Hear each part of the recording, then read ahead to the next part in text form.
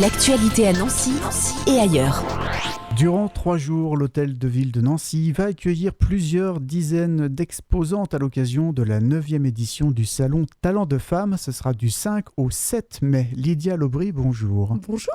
Vous êtes chargée de communication pour le club Soroptimiste de Nancy qui organise l'événement. Tout à fait. À Nancy, la première édition, c'était en 2014, je crois, avoir vu. C'est ça, on est la 9e édition parce que oui, il y a eu une petite interruption une année pendant le Covid. Bien sûr, comme beaucoup de monde Comme d'ailleurs.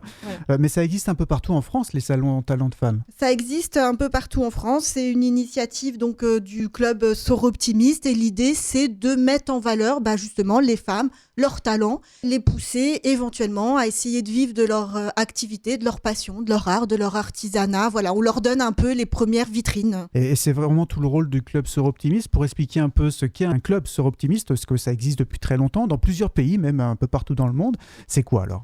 Alors, un club Soroptimiste, c'est un groupe plutôt de femmes, c'est vrai, qui à la base récolte des fonds, un peu comme les autres clubs services, Rotary, Lyons, Oui. mais qui les redistribue sous forme de bourse à des femmes qui ont du mal parfois à financer leurs études, leurs projets de reconversion, à des associations qui aident les femmes, qui aident les enfants aussi, puisque souvent avec la femme, il y a l'enfant. On sait que statistiquement, c'est plutôt les femmes qui ont la charge des enfants, qui aident aussi la nature, puisque à la base, quand ça a été créé aux États-Unis, c'était pour sauver des séquoias.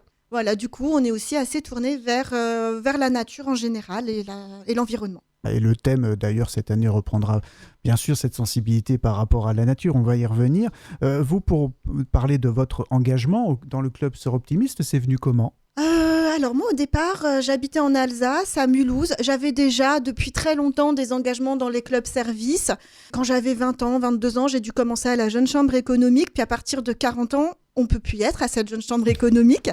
Du coup, j'ai été cooptée par une amie. En plus, j'étais nouvelle sur Mulhouse, je ne connaissais pas trop. Et ça m'avait permis de bien m'intégrer. Puis quand j'ai déménagé, forcément, j'ai suivi. Et alors, mon intégration à Nancy, c'est tout de suite. Ça s'est fait naturellement. Ça s'est fait naturellement. Tout de suite, on connaît plein de monde. On a un petit groupe vraiment d'amis. C'est à la fois un engagement, puis c'est aussi des moments de plaisir. Et c'est un travail plaisant, parce que c'est un travail quand même, oui. Mais c'est plaisant. On fait des choses qu'on n'aurait peut-être jamais eu l'occasion de faire. Parce qu'en dehors de ce rendez-vous, donc le salon Talent de Femmes, vous organisez d'autres événements au cours de l'année. Qu'est-ce que vous faites ? Déjà, tous les ans, au mois d'octobre, le jour de lutte contre les violences faites aux femmes, on a une projection de films partout en France. Alors, ça peut être décalé de 2-3 jours, selon. Oui.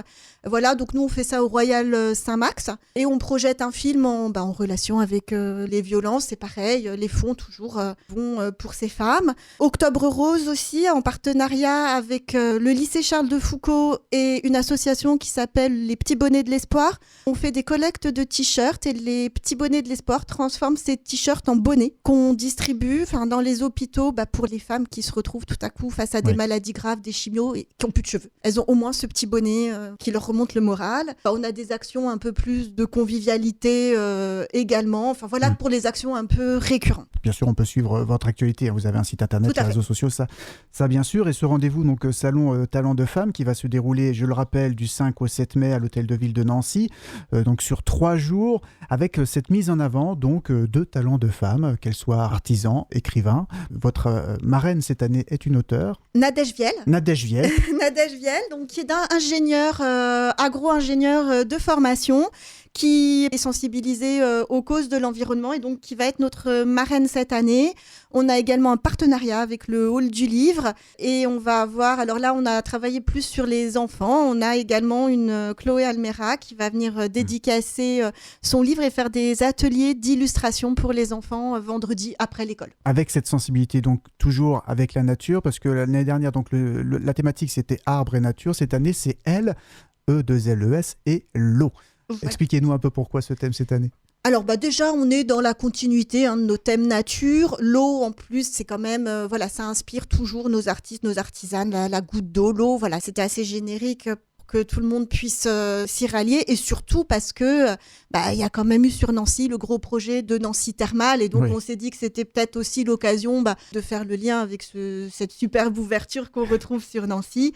Et on va avoir une conférence, 2 conférences sur l'eau, une sur le thermalisme le samedi à 14h et une avec notre marraine le vendredi, donc la veille. Voilà, avec Nadège Ville. Voilà, Nadège Ville qui viendra nous parler de l'iceberg plastique à l'assaut des continents. Donc vous savez, c'est le continent de plastique qui se forme dans les océans. Le 8e continent. Voilà. Exactement.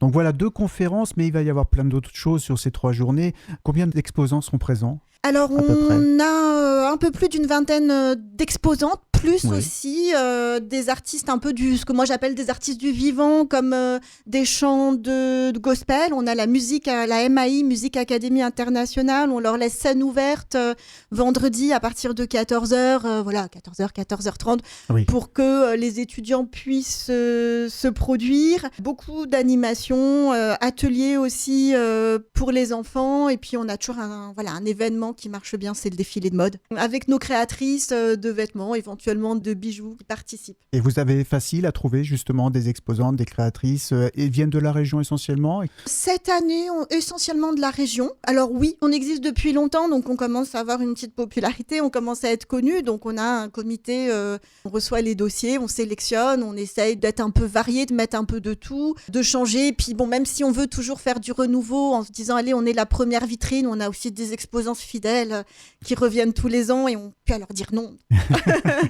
Donc quoi qu'il arrive sur ces 3 journées, même si on vient que le vendredi ou le samedi, on va toujours découvrir des choses différentes. C'est 3 journées uniques. D'ailleurs, on a des visiteurs qui repassent les 3 jours. Il y a toujours de l'ambiance, de l'animation. C'est un moment festif. Voilà, à part 14h, nos conférences un peu plus sérieuses. Sinon, on essaye d'avoir une ambiance très festive sur le salon. Ça amène de la joie, ça fait plaisir. On se prend pas trop au sérieux, même si, je le redis, pour les exposantes, c'est important. Elles testent des produits, elles montrent leurs produits, leur savoir-faire. C'est leur première vitrine. Après, elles peuvent dire, j'ai exposé, je viens exposer sur des plus gros salons, dans des galeries, parce que j'ai été déjà à Talent de Femme. On a le prix coup de cœur du jury. Oui. Chaque visiteur reçoit un bulletin et peut voter donc pour son exposante préférée. On lui remet un prix.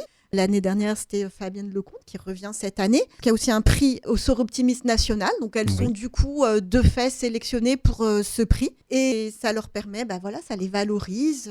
Et au-delà même de l'exposition, c'est aussi leur parcours qu'elles viennent partager. Voilà. Alors là, on a une nouvelle exposante. Bon, je cite les noms. J'aimerais bien toutes les citer, je pourrais peut-être pas. Mais Posed, qui, elle, était... j'ai lu son parcours. Elle était vétérinaire. Et puis, donc un beau métier, vétérinaire. Et puis, elle aime beaucoup le dessin. Et elle s'est lancée dans les portraits pour animaux. Donc, vous pouvez aller voir sur le site talent au pluriel-2-femme au pluriel.com et vous verrez, on a essayé, vous cliquez sur les exposantes, on a essayé de mettre leur présentation, ce qu'elles faisaient, des photos de leurs œuvres, d'elles en train de travailler. Et on ne doute pas qu'elles auront plaisir à partager justement leur parcours. Le public que vous attendez, c'est pas forcément des femmes. Non, pas du tout. Bien au contraire. Non, bien au contraire. Alors bon... il y a beaucoup de bijoux, beaucoup de vêtements pour femmes, pour de choses tournées vers les enfants, mais pas que. Donc déjà, les messieurs qui veulent faire des cadeaux peuvent venir. Ils sont les bienvenus. Et puis aussi, on a quand même, par exemple, cette année, des brodeuses d'art. Donc là, elles travaillent pour la haute couture, un peu dans l'esprit des broderies de Lunéville. On a des tableaux. Je pense qu'on doit avoir... Alors, j'ai jamais fait de statistiques sur le sujet, mais je pense qu'on doit avoir environ, à la louche, 60% de visiteuses, 40% de visiteurs. Donc c'est du 5 au 7 mai, tout le monde est les bienvenus, même les enfants d'ailleurs, je pense que ça peut donner... Plein d'ateliers, pour eux, on est en train de programmer des ateliers lecture, on va leur raconter des histoires, des petits ateliers bricolage, etc. Donc on peut retrouver bien sûr le programme, vous avez cité le site, c'est www.talent au pluriel-2-femme.com, les réseaux sociaux également pour retrouver et suivre tout ça. Sur Facebook, Instagram, vous nous retrouvez. Et l'entrée est libre. L'entrée est libre. Merci beaucoup Lydia. Merci à vous. L'actualité à Nancy et ailleurs. C'est sur Fadjet. Pour y participer, contactez-nous au 03 83 35 22 62.